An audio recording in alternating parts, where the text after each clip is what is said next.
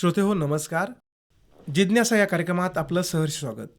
गेल्या आठवड्यात आपण औषधांचं संयोगीकरण याविषयी माहिती घेतली. त्यासाठी आज आपल्या कार्यक्रमात पुन्हा एकदा बोथरा सर आले आहेत. त्यांचं आपल्या कार्यक्रमात स्वागत करूया. नमस्कार सर. नमस्कार सर. सर आज आपण कोणत्या टॉपिकवर गप्पा मारायच्या? ज्याला आम्ही इंग्रजीत बायोलॉजिकल्स किंवा बायोसिमिलर्स असे 2 शब्द वापरतो. बायोलॉजिकल म्हणजे आपण त्यांना जैविक म्हणूयात आणि बायोसिमिलर्सना आपण तत्सम जैविक असा शब्द वापरूयात. तर हे दोन्ही अत्यंत नवीन प्रकार आहेत. नवीन म्हणण्यापेक्षा त्याच्यावर आता जास्त लक्ष देण्यात येत आहे. तसं तर जेव्हापासून इन्शुलिन किंवा अँटीबायोटिक्स मिळाले तेव्हापासून आपल्याला बायोलॉजिकल्स मिळाले. पण आपली त्या बाबतीत खूप प्रगती नव्हती झालेली. हां. मात्र आता संशोधनामध्ये सगळे वेगळ्या वेगळ्या तंत्रज्ञान आपल्याकडे प्राप्त होत आहे आणि वेगळे वेगळे तंत्रज्ञ आपल्याला एकत्र येऊन ज्याला आपण इंग्रजीत ज्याला म्हणूयात की आपण सिम्बायोटिक ॲक्टिव्हिटी होते, की सगळेजण आपला आपला एक भाग करतात. जिथे टेक्नॉलॉजीची मदत असेल तिथे मग कम्प्युटर टेक्नॉलॉजी असेल किंवा बायोटेक्नॉलॉजी असेल किंवा अजून इतर टाईपचं इंजिनिअरिंग असेल. तसं इंजिनिअरिंग, फार्मसी आणि मेडिकल सायन्स हे सगळे एकत्र सायन्स येऊन जास्त प्रभावीपणे औषधं कशी निर्माण करता येतील, जास्त प्रभावी कशी होतील या बाबतीवर जेव्हा संशोधन व्हायला लागलं तर आपल्याकडे हे जास्त प्रमाणात यायला लागले आणि त्याच्यामुळे हे अत्यंत महत्त्वाचे आहेत बायोलॉजिकल्स आणि बायोसिमिलर्स. बायोलॉजिकल्समध्ये महत्त्वाचं म्हणजे की जसं मी सांगितलं की अँटीबायोटिक्स आणि इन्शुलिन हे 2 आधी सुरुवात झाली आणि शरीरात आपल्या खूप अशी रसायनं आहेत जी महत्त्वाची आहेत आणि शरीरातली बरीचशी रसायनं जी अशी आहेत की ती अत्यंत बनवायला अवघड आहे बाहेर. म्हणजे अगदी आपण इन्शुलिनचा विचार केला तर इन्शुलिन हे अत्यंत मोठं असं प्रथिन आहे, प्रोटीन ज्याला म्हणून, आणि त्या एवढ्या मोठ्या प्रथिनाला बाहेर बनवणं अगदी त्याच स्वरूपात अगदी अशक्य, अगदी अवघड आहे. म्हणून सुरुवातीच्या काळात आपल्याला ते बैलांपासून किंवा डुकरांपासून असं बनवावं लागायचं आणि त्याच्यानंतर जेव्हा बायोटेक्नॉलॉजीची सुरुवात झाली तेव्हा आपण त्याला बायोटेक्नॉलॉजीमध्ये माणसासारखं बनवून घ्यायला लागलो. हां सर. तसंच अँटीबायोटिक्स आहेत. तर ह्या सगळ्या जेव्हा गोष्टी लक्षात आलं की अशा खूप सारे जी संयुग आहेत ही आपल्याला बाहेर बनवणं थोडीशी अवघड आहेत. तर त्यांचं बनवण्याचं प्रमाण सुरू झालं आणि हे बायोलॉजिकल्स आपल्याला हळूहळू त्या सगळ्या टेक्नॉलॉजीच्या एकत्रीकरणामुळे आपल्यालाही मिळायला लागले. सर आता ही संयुग किंवा ही जैविक आहेत जी बायोलॉजिकली मिळतात, याच्यासाठी आत्ताच्या तंत्रज्ञानामध्ये कशा प्रकारे बदल केले जातात किंवा बदल केले गेले आहेत? आणि बदल म्हणजे काय होतं की आधी कसं होतं, जे दुसरे आहेत रसायनं ती रासायनिक पद्धतीने त्यांचं आपल्याला संयोगीकरण होत होतं, ते मिळत होते आपल्याला.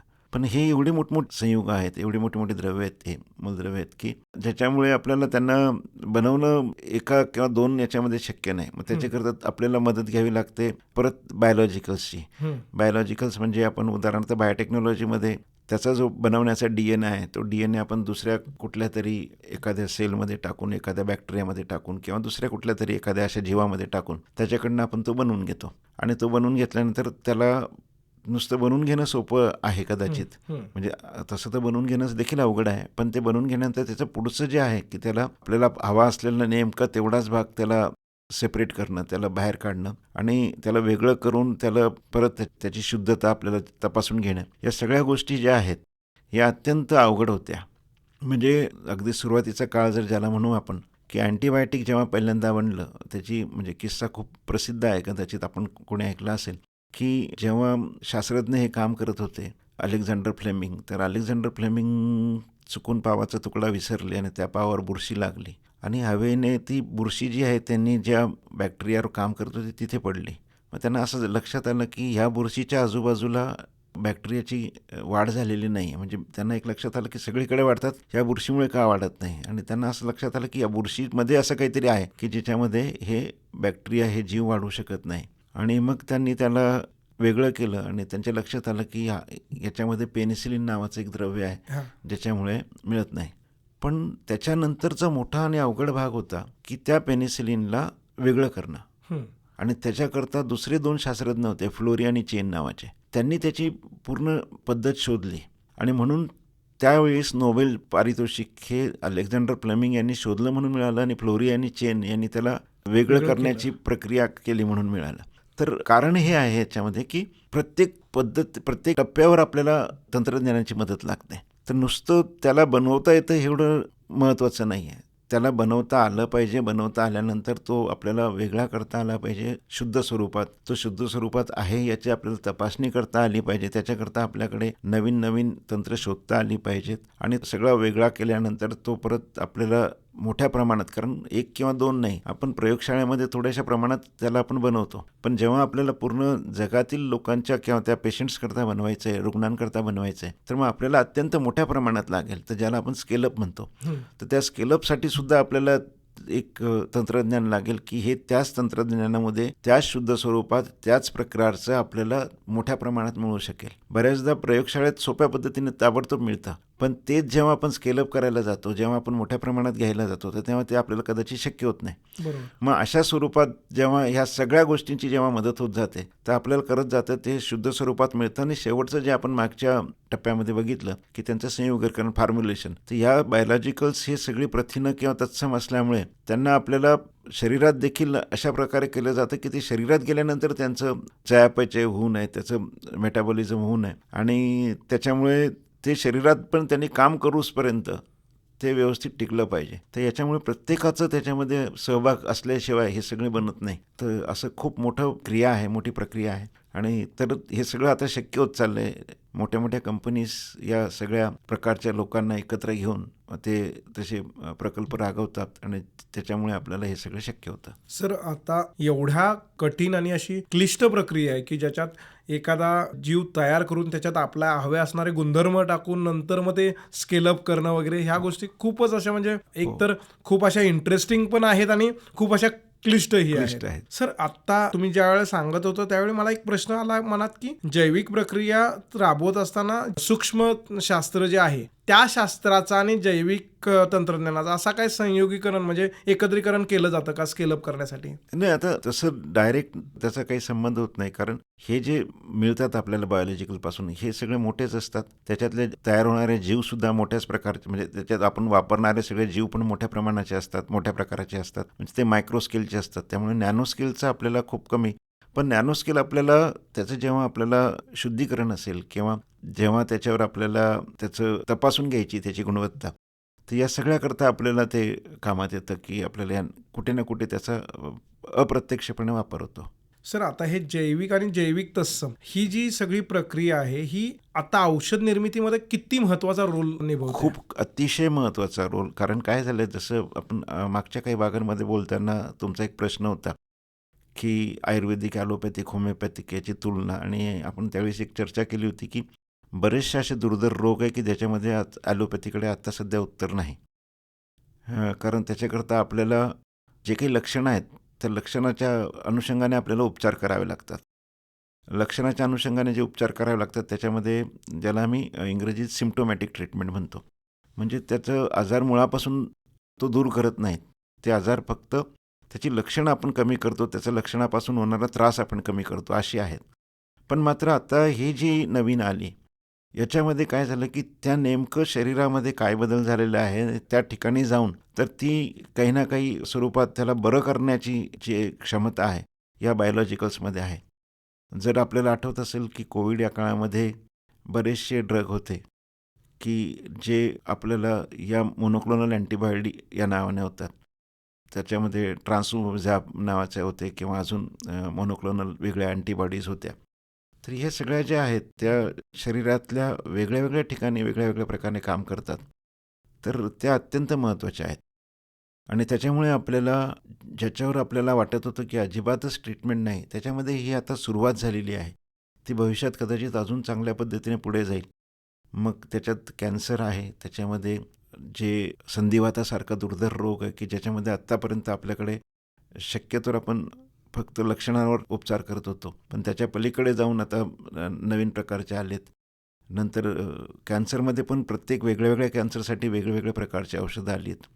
नंतर बऱ्याचशा ज्याला आपण म्हणतो की ऑटो इम्युन डिसीजेस हा शब्द आहे की काही काही शरीरांमध्ये जी आपली प्रतिकारशक्ती आहे ती स्वयंस्फूर्तीने आपल्या शरीरातल्या काही अवयवांवर हल्ला करते आणि त्यांना निकामी करते आणि त्याच्यामुळे बरेचसे असे नवीन आजार तयार होतात. तर अशा आजारांकरता ज्याच्याकडे आपल्याकडे आधी खूप औषधं नव्हती किंवा असली तरी त्यांना जे दुष्परिणाम खूप जास्त होते, तर ह्या सगळ्या आता बायोलॉजिकल्समुळे किंवा बायोसिमिलर्समुळे आपल्याला एक चांगल्या प्रकारची औषधं मिळण्यास सुरुवात झाली. फक्त यांच्यामध्ये आता अडचण अशी की हे सगळं नवीन आहे, या संशोधनाला खूप खर्च लागलेला असतो आणि याच्यामध्ये फेल्युअरचं प्रमाण पण खूप मोठं असतं. तर या सगळ्या बाबींमुळे यांची किंमत खूप जास्त असते. म्हणजे यांच्यातले काही डोसेस तर अगदी काही काही लाखामध्ये आहेत किंवा अगदी कोटीच्या घरात जातील, एवढ्या महागडे त्यांचे एक एक डोसची किंमत झाली.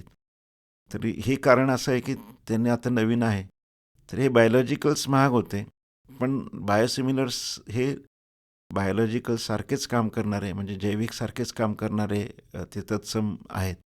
तर कदाचित यांच्यामुळे अजून किमती कमी होतील आणि मग आपल्याला जास्तीत जास्त औषधं मानवजातीला उपलब्ध होतील, अशीच त्याच्यामधली भावना आहे.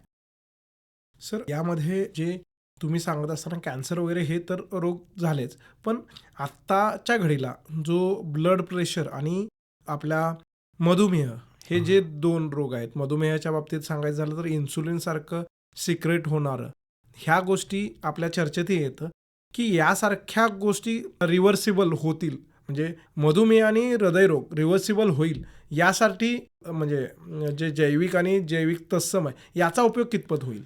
इन्शुलिन तर मी आपल्याला बोललो आणि इन्शुलिनचे खूप सारे तत्सम आता आपल्याला मागच्या काही वर्षात झाले.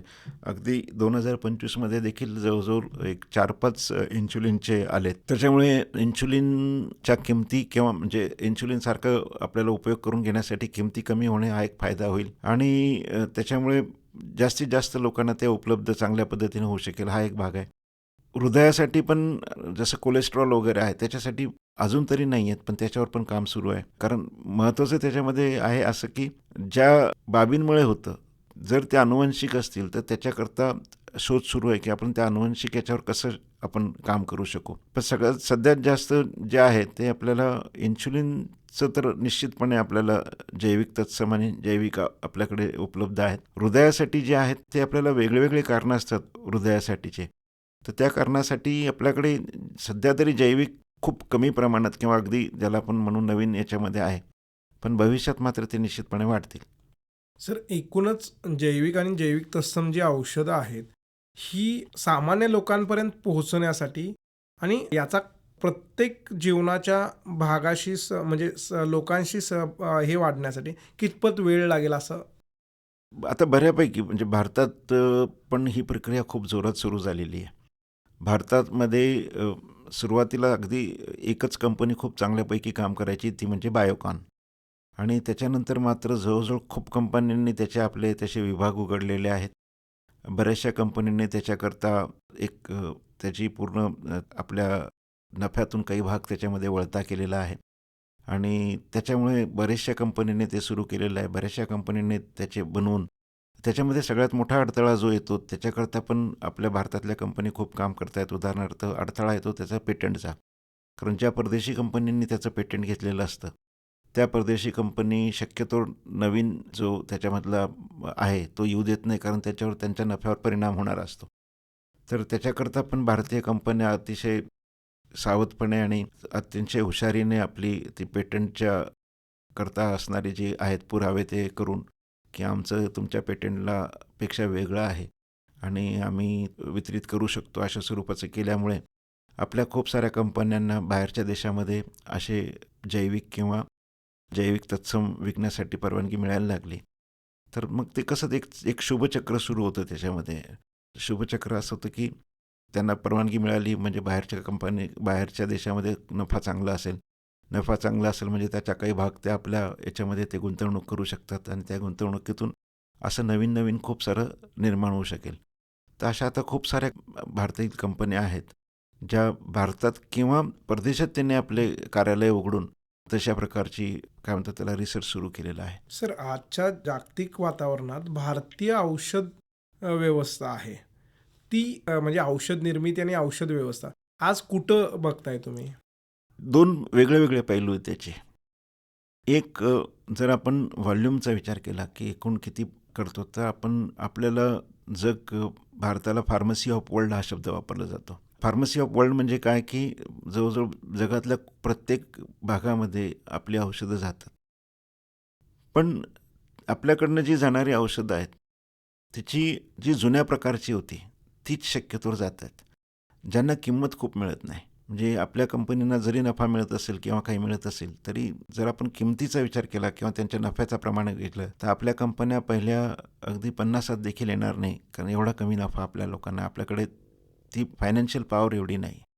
म्हणून मग रिसर्च करायला त्या अडचणी येतात. कारण नवीन सगळ्यात जास्त नफा जो मिळतो तो नवीन औषधं आहेत त्याच्यावर मिळतो, आणि नवीन औषधाकरता जेवढा पैसा लागतो तेवढी ताकद आपल्या कंपन्यांमध्ये नव्हती. सुरुवातीला जेव्हा पेटंटचा कायदा बदलला, तर त्या कायद्याच्या अनुषंगाने आपल्याकडे सुरुवात झाली होती 2005च्या आसपास. पण जेव्हा 1 किंवा 2 असे औषधं जेव्हा ती लक्षात आलं की ही त्यांचे दुष्परिणाम जास्त आहेत किंवा ते खूप काम करत नाहीत, तर त्याच्यामागचा झालेला एवढा खर्च होता की कंपन्या असं वाटायला लागलं की हे जास्त दिवस केलं तर आपण डबघाईला येऊ. म्हणून मग त्यांनी जास्त धोका न घेता त्यांनी आपली जी पारंपरिक पद्धती त्याच्यावर त्यांनी आपलं लक्ष त्याच्यात ठेवलं. पण आता जसं जसं हळूहळू नफा वाढेल, जसं जसं नवीन नवीन होईल आणि नवीन टेक्नॉलॉजी ते वापरत जातील, तर दाट शक्यता आहे की भारत पण मग नुसतं व्हॉल्यूममध्ये नाही राहणार, अर्निंग गेनमध्ये पण पुढे जाईल, असं आज आम्हाला वाटतंय. सर, या सगळ्या याच्यामध्ये औषध निर्मिती करत असताना आजच्या तरुणाईला औषध निर्मितीमधली संधी कशी दिसते तुम्हाला? औषध निर्मितीमध्ये कायमच संधी होती. औषध निर्मिती, कारण औषध हे असा प्रकार आहे की आपल्याला लागणारच आहे. आपल्याला आजारपण हे परत आजची जी परिस्थिती बघता आपले आजकाल आपण ज्या पद्धतीने आपलं राहणीमान आहे, ज्या पद्धतीने व्यवस्था आहे, तर या सगळ्या गोष्टीमुळे औषधाची गरज पडणारच आहे. तर जसं आपली लोकसंख्या वाढेल आणि जसं जसं बाकीच्या सगळ्या गोष्टी त्याच्यामध्ये आहार असेल, निसर्ग असेल, पर्यावरण असेल, या सगळ्या गोष्टींचा परिणाम होत काही ना काही प्रकृतीवर जो परिणाम होणार आहे, त्या सगळ्यामध्ये हळूहळू औषधांचं भारतात लागणार आहेत. आणि भारतातच नाही तर आपण जसं मी म्हणतो की आपण फार्मसी ऑफ द वर्ल्ड आहोत, तर मग जगाला पण आपण पुरवठा करणार आहोत. कारण आतापर्यंत आपण जगाला पुरवठा करताना आपली किंमत कमी आहे म्हणून मग आपण सक्सेसफुल होतो. पण त्याच्यासोबत आपल्याला नवीन देखील करावे लागतील. म्हणून नवीन अशी बातमी आहे की ती अत्यंत महत्त्वाची मोठी कंपनी आहे, तिने भारतामध्ये आपलं एक R&D उभं केलेलं आहे. तर या सगळ्या बाबी आपण जर विचारात घेतला तर निश्चितपणे भारतात संधी वाढतील. पण ह्या संधी वाढताना मात्र एवढं निश्चित कटाक्षानं सांगता येईल की या संधी या सगळ्या सर्वसामान्यांसाठी नाहीत. कारण या ज्या संधी आहेत तो अत्यंत स्किल्ड, अत्यंत हुशार, अत्यंत आपलं जेवढा पण आपण शिकलो आहोत त्याचा जो अत्यंत व्यवस्थितपणे त्याचा वापर करू शकेल, तो त्या कंपनीमध्येचा वापर करून तसं काम करू शकेल, त्या लोकांच्या संधी जास्त आहेत. बाकीच्या लोकांच्या ज्या संधी आहेत हळूहळू ऑटोमायझेशनमुळे कमी होत जातील. जे छोटे छोटे कामाला आधी लोक लागत होती ती कमी होतील. तर त्याची दोन्ही उत्तरं आहेत की अशा याच्याकरता संशोधनासाठी लोक लागतील, पण ते चांगल्या क्षमतेची लागतील. आणि दुसरी त्याच्यातली बाजू अशी की जर जे छोटे कामं होते, जिथे आधी डिग्रीची लोक वापरली जात होती, त्याच्यामध्ये हळूहळू कमी होईल, कारण तिथे ऑटोमेशन वाढत चाललं आहे. तर या दोघांचं जसं जशी पुढे प्रगती होईल त्याप्रमाणे आपल्याला त्याचा ताळमेळ होत त्या आपल्याला अंदाज येईल की नेमकं त्याच्यावर संधीचं काय त्याच्यावर परिणाम झाला आहे. सर, एकूणच औषध निर्मिती ही एक इंटरेस्टिंग बाब आहे. म्हणजे अशी नवीन नवीन गोष्टी शिकायला मिळत आहेत, हो, समजायला मिळत आहेत. निश्चित निश्चित. सर, आजच्या भागात आज आपण इथंच थांबूया.